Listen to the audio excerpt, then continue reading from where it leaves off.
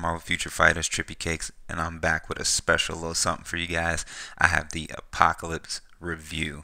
Now, I'm doing this a little bit earlier than I wanted to, but I had seen that Apocalypse was getting a lot of backlash on the Marvel Future Fight website and the general forums. So I wanted to go ahead and debunk the theories of people saying that he's garbage or he's not worth it, because I will tell you firsthand, Apocalypse is, I love him. Now, I only have him at level 58. His gears aren't maxed, but you know what? This is going to prove an extremely valid point. So real quickly to go over all of his skills, since I do have those maxed. His passive ignores the target's dodge rate by 50%, increases skill damage by 25%, and his bonus damage. Then his weapon of war deals 30% bleed damage every second, and then you get that percentage energy attack as well. And then Emperor's Hand, that's energy damage as well. Very great. They just come out and bitch slap people. Now this one's great because it removes all debuffs and it increases his attack by 30% and his defenses and speeds. It's really great. And then his self bonus decreases damage received by 25% and gives him super armor. And then Fist of Judgment, it has a 100% chance to give him damage immunity for 5 seconds, which is a very long time, much like an obelisk. And then his Fear Fragments are awesome because they do heal him for 1.5% of his maximum health every second. And they do also attack as well, and they send out little like shadow clones of them. Now as far as his ISO sets, I do have Power of Angry Hulk in stage 12, and that's going to give him that 40% increase to all attacks. I also picked this one because of the ignore defense and the critical rate. And his obelisk is crit damage plus about 30%, and then 180 by 1. I know I can get 200, but obelisks are a pain. His design is great. I do love Apocalypse. So let's get into debunking. So here I'm going to have some sped up images of Battle World, and for that take, I did realize that I had Wolverine there, and I didn't think that was proving a valid point. So I put Luke Cage because he does next to no damage. And then I searched for a team that's about the same in terms of how many tier 2s are on each team. Now, as you can see here, Apocalypse is a character you have to control. He's not going to be like fucking Doctor Strange or you know, some BS where you don't even have to touch the game. You do have to, know his rotation, because his rotation does actually matter. A lot of times you'll see me ignoring the rotation. It's just because I'm trying to spam everything at once.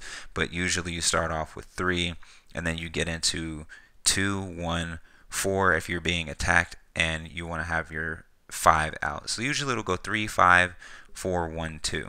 And he just destroys stuff. And a lot of people are saying, oh, he can't beat anybody in timeline. So, you know what? I thought, who better to take him up against than Doctor Strange? And look at that. Guy gets fucking worked. Here comes Sharon Rogers. And that damage block thing, that's usually the pain in the ass for Sharon Rogers because she takes that damage. But when she has her little shield up, you can use your 3, take that right off of there. And then Spidey doesn't even stand a chance. He actually does fear as well, which is really great for him because he gets that recovery. But the main thing that people were saying is that Apocalypse can't even kill Thanos. I do have footage of that, but first I'm going to whoop Doctor Strange, Wolverine, and Spider-Man's ass again. Usually I have him as the leader for the attack bonus, but I really hate Spider-Man's webbing, so I'll leave that out there. And just like that, bam, there goes Spidey.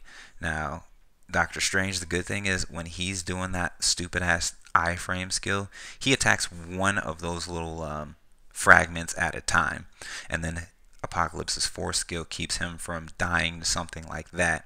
And then you just whip those bad boys out, and then you just fist them to death. And look, he's got his shield up, so that's when you pop that 3, take that from him. Now he's vulnerable again, but of course he's got the invincibility obelisk, but nothing some fists can't handle. And you see how low my health is when I'm fighting Wolverine right here? And this is where it gets crazy. Level 58. Keep that in mind. I'm level 58, and I guarantee you those guys are pretty well built up based off of where I am. So I searched around, and I did find me a Thanos to fight. I'm 100% sure that he was rocking that dumbass obelisk that makes you immune to damages so you don't die. So here we have us whooping Wolverine's ass, and his recovery is actually very decent for what it is. It's not over the top, but if managed well, you can survive a lot of stuff like an assault from Sharon Rogers and Wolverine. So the cool thing about this fight is you have to remember, like I said, my Apocalypse is only level 58. I don't have any Urus on. Um, just just the skills and his ISO set. That's that's absolutely it. And he's going toe to toe with a level 60 Thanos. And the only reason Thanos is even alive is because he gets so much health back from when he goes immune to the damage because of his obelisk. And the cool thing is those little the little fucking what's it called that he summons, that Apocalypse summons, they take the target of where those meteors drop, and then his move speed is enough to keep him out from getting hit from it if you don't have those shards out. So as you can see here, you're like, oh, it doesn't look good. It looks like you're getting your ass whooped by Apocalypse. But the fact that this fight has gone on so long with Apocalypse and I'm not using Doctor Strange or somebody like that really says something. And especially, I can't get over the fact that Apocalypse at level 58 is this much of a problem for Thanos. As I said, you are going to have to, actually play the game. Oh no, God forbid. But I'm from an era where you have to actually have your hands on the controller in order to win. Just saying. So it is a fairly long fight. But in the end, I'm going to, spoiler alert, I'm going to win. I'm going to beat him because I know he's going to run out of steam and I'll get my rotation right. I just really didn't want to lose to this Thanos because I was trying to make a valid point here. But I think the heat that people are getting or giving Apocalypse, it might just be maybe their build isn't right. Who knows? I'm not sure, but I don't have that much trouble with Thanos. In this particular case, it was just that invincibility obelisk. Other than that, he would have been toast quick, and it saved his life quite a few times. I think it just procs entirely too much. So then I wanted to go ahead and take him into a world boss run.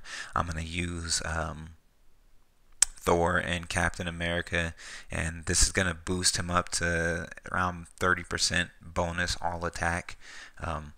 And I'm not going to use any strikers just to show that Apocalypse is strong. And since he's level 58, he's not going to nuke it in like 4 seconds like Jean Grey would. But the guy is still a beast. I didn't think it was fair that people were passing such harsh judgment on a character because he's not that instant gratification, absolutely destroy everything in 0.2 seconds. It does take just a little bit of a warm up for him. If we were talking cars, then his acceleration would be a little bit slower than the other guys, but I have a theory that that would actually change if I was max level and had my Urus and stuff equipped. So, yeah, I just think it was a little bit unfair, the hate that this guy got. And I think it's kind of funny how people react to, characters like this, because they're so used to getting pampered by Netmarble with Doctor Strange and then Sharon Rogers, or was it vice versa, whoever came first, whatever, and then Jean Grey. But yeah, overall, for a combat character, Apocalypse is outstanding, and I am on the other side of the fence against all those people that say that he's too weak. Well, maybe your build might be too weak. Maybe, I don't know. I'm just saying. I'm not trying to cause conflict or anything like that. But I give credit where credit is due. And as far as combat goes, shit, man, he's really amazing in PvP. PvE, he doesn't really struggle with anything at all. Maybe Ultimate World Boss, but that's a touchy subject because there's very specific characters that you're supposed to use on Ultimate World Boss, which is kind of disappointing that it's that way. But still, Apocalypse is a fantastic character, and if anybody thinks otherwise, I just gave you plenty of proof that, Apocalypse is the man. Level 58 taking on full teams by himself, and he got a lot of backlash when people were fighting the AI against him. But it is what it is. It's all about preference, and my preference is that Apocalypse is a badass combat character, and on Combat Villain Day, I scored higher with him than I did with Carnage, and he was only like level 54 at the time. So that really says something. So if you are thinking about later on investing in him, or you've already started but you're not sure because you've heard negative, comments about him, I say he's worth it. He really is, and the guy is a monster in Conquest as well, because he's fighting with two other people alongside him, and it's just too much damage to control. But anyway, this has been Trippy Cakes with a review video on Apocalypse. Stay tuned because there is more, guys. Have a good one.